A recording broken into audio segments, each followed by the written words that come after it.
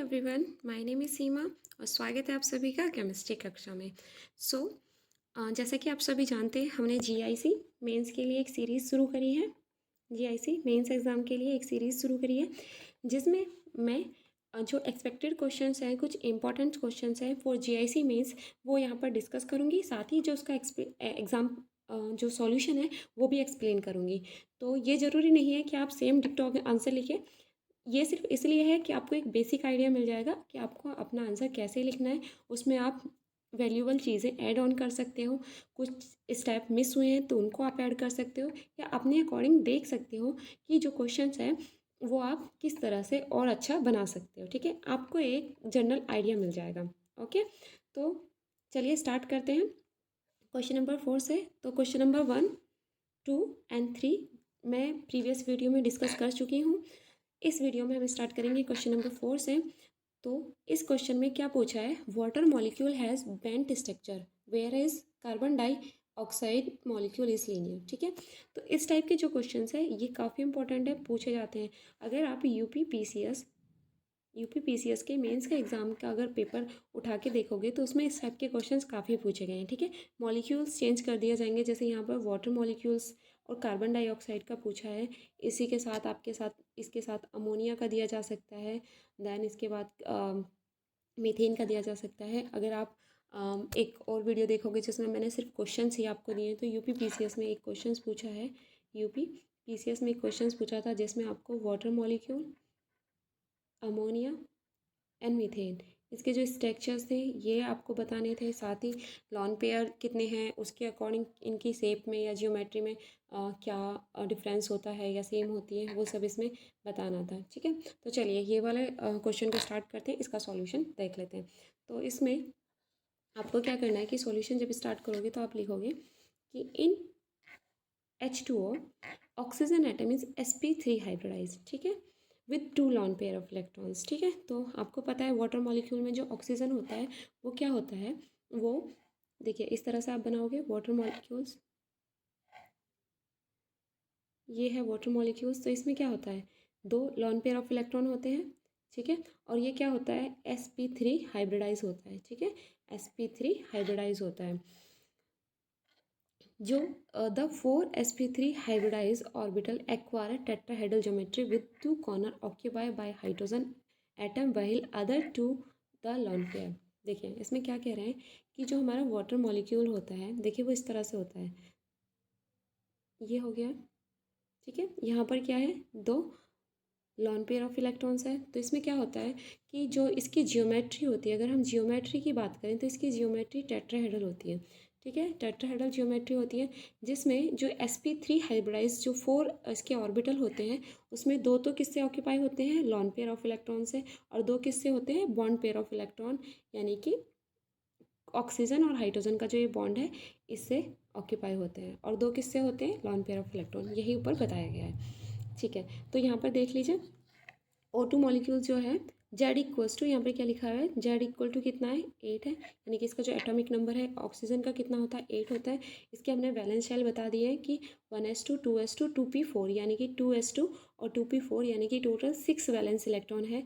किसमें, ऑक्सीजन के valence electron कितने हैं, 6 हैं। उसी को हम हाइब्रिडाइजेशन में दिखाएंगे। तो जब हम ऑक्सीजन की ग्राउंड स्टेट की बात करते हैं तो 2s में कितने इलेक्ट्रॉन है, 2 है, और 2p में कितने इलेक्ट्रॉन है, 4 इलेक्ट्रॉन किस में है, 2p में है। ठीक है, ये तो हो गई है ग्राउंड स्टेट की बात।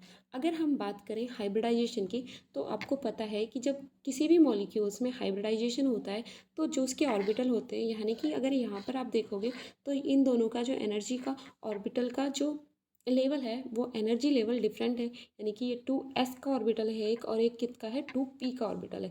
लेकिन जब इसमें हाइब्रिडाइजेशन हो जाता है और जब ये चारों मॉलिक्यूल्स क्या हो जाते हैं, sp3 हाइब्रिडाइज ऑर्बिटल बन जाते हैं, यानी कि ये देखिए ये क्या बन गया, हाइब्रिड ऑर्बिटल जब बन जाता है तो इनका एनर्जी लेवल जो होता है सेम हो जाता है।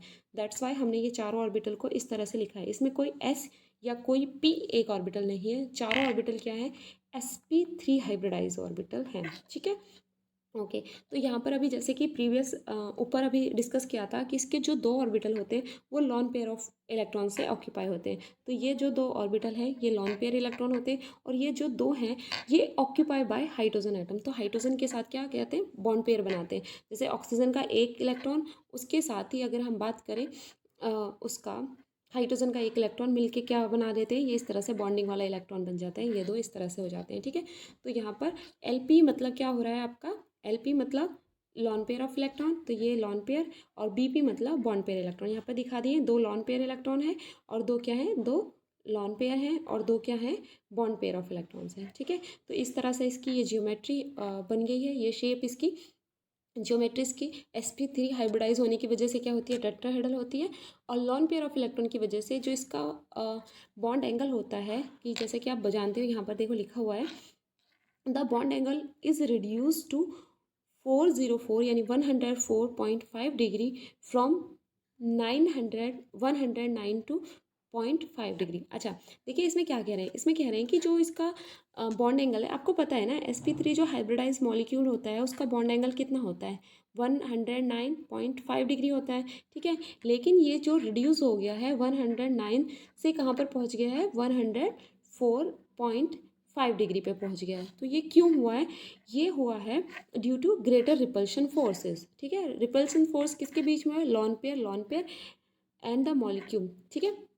लॉन पेयर के बीच में रिपल्सन होने की वजह से देखो यहाँ पर लॉन पेयर और लॉन पेयर में रिपल्सन की वजह से ये क्या होंगे, ये इधर जाएंगे, ये इधर, और बॉन्ड जो है इधर की तरफ मूव कर जाएगा। यानी कि बॉन्ड ऑर्डर जो है 109 से कितना हो जाएगा, 104 हो जाएगा, 104 हो जाएगा। एंड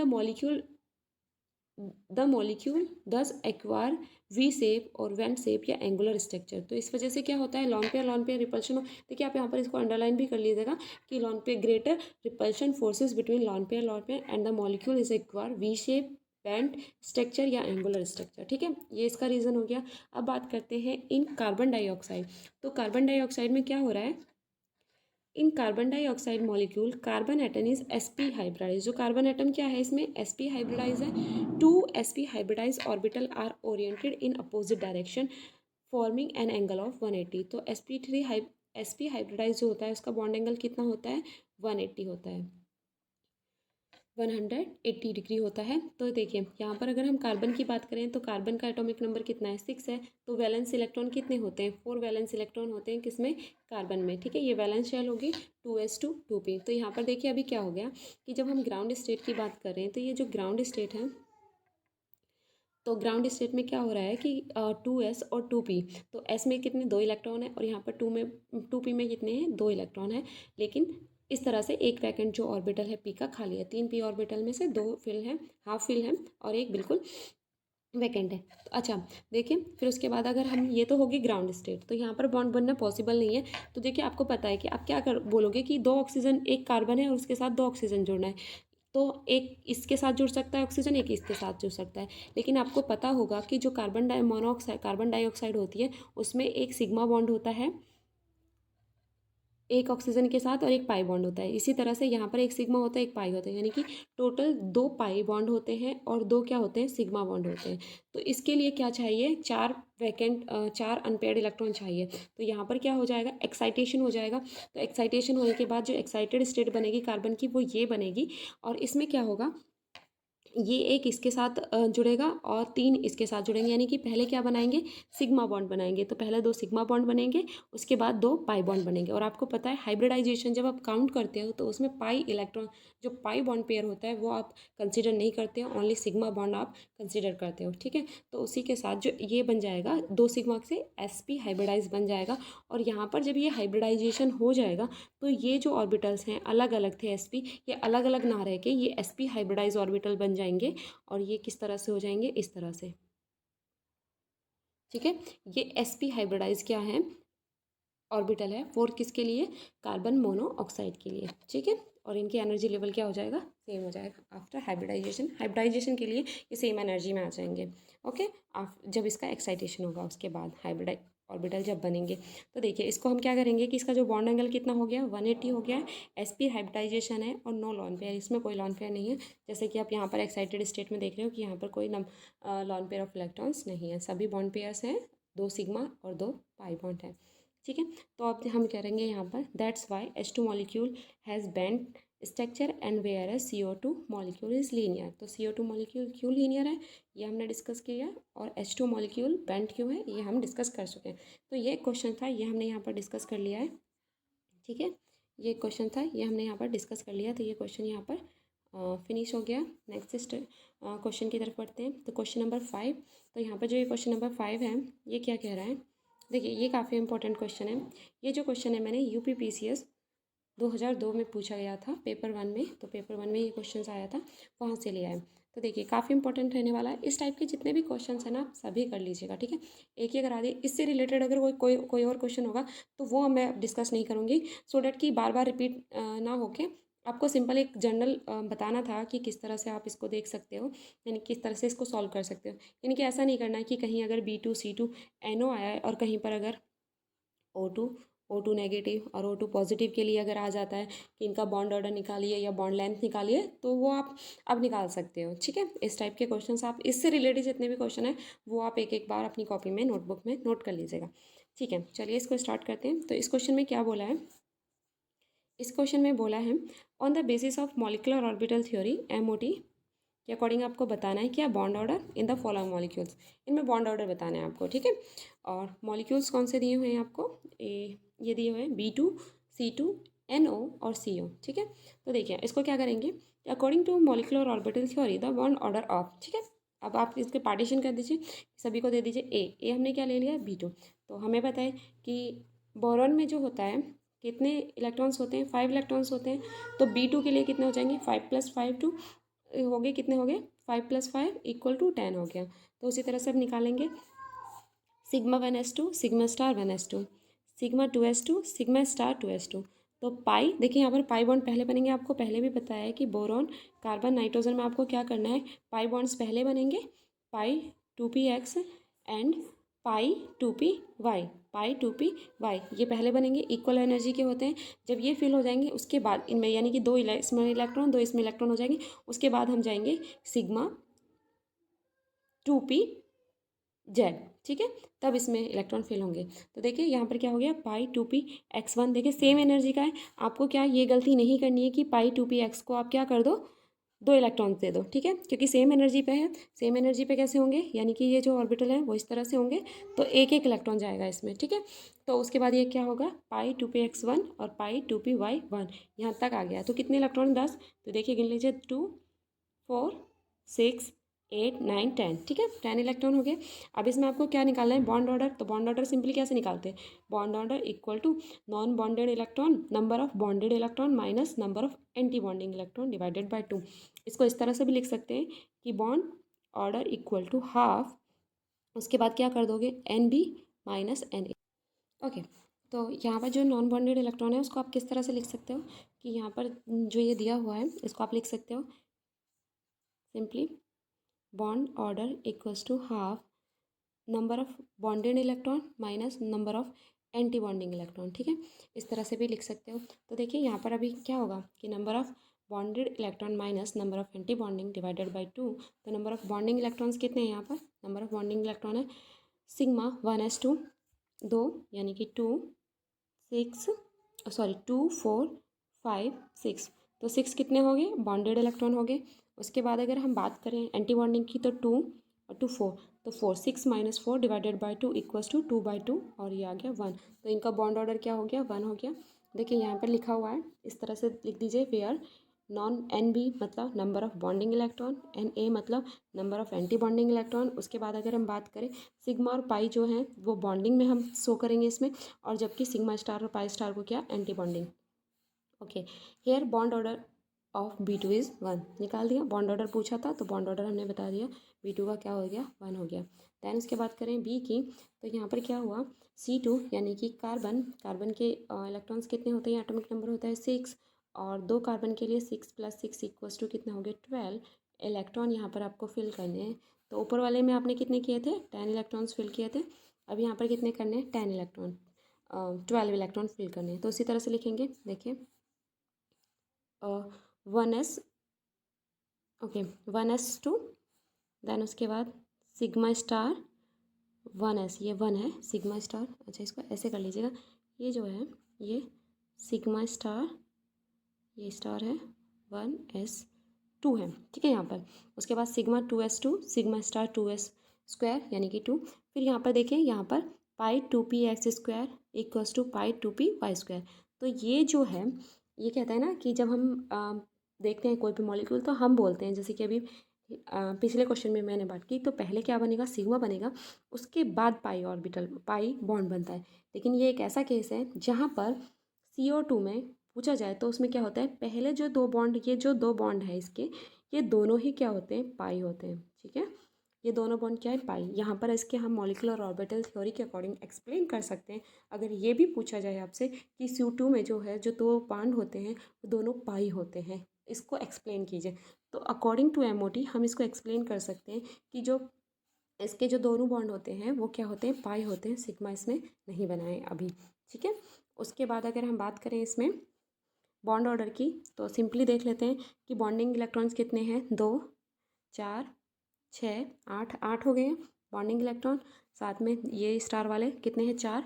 तो 8 - 4 डिवाइडेड बाई 2 इक्वल्स टू 4/2। तो ये कितना आ गया, 2। तो इसका बॉन्ड ऑर्डर कितना है, 2। तो CO2 का बॉन्ड ऑर्डर कितना है, 2। और इसको आप ऐसे दिखा भी सकते हो, इसमें दोनों बॉन्ड क्या है, पाई, ठीक है। उसके बाद जो नेक्स्ट था NO, तो इसका कितने होते हैं, 7+8, यानी कि नाइट्रोजन के जो एटॉमिक नंबर 7 या इलेक्ट्रॉन कितने होते हैं, 7। ऑक्सीजन में कितने होते हैं, 8। तो ये कितने हो गए, 15, ऐसे निकाला है हमने, ठीक है। तो इसको हमने 15 को अब देखिए कैसे करेंगे, 1s2 sigma 1 star 1s2 sigma 2s2 sigma star 2s2। उसके बाद pi 2p x square equals to pi 2p y square. उसके बाद क्या है, सिग्मा 2p z स्क्वायर, ठीक है। उसके बाद ये एंटी बॉन्डिंग क्या आ गया, पाई 2p(x1) equals to pi 2p(y0). ये ऐसा क्यों लिखा है, क्योंकि आपको पता है ना दोनों ये जो ऑर्बिटल होते हैं, पाई स्टार 2p(x) और पाई स्टार 2p(x) और पाई स्टार 2p(y) जो होते हैं सेम एनर्जी लेवल पे होते हैं। तो इसमें कितने इलेक्ट्रॉन है, 1, और इसमें कितने, 0, इसलिए यहाँ पर ये लिख दिया, सेम एनर्जी पे होते हैं इसलिए। आप ऐसे भी इसको लिख सकते हो, ठीक है। एक्सप्लेन इसे इस तरह से कर सकते हो। तो अभी देख लेते हैं इसमें नंबर ऑफ बॉन्डिंग इलेक्ट्रॉन्स कितने हैं, 2 4 6 8 10, ठीक है। अभी काउंट कर लेते हैं एंटी बॉन्डिंग। तो ये एंटी बॉन्डिंग स्टार वाले 2 4 और यहाँ पर एक 5।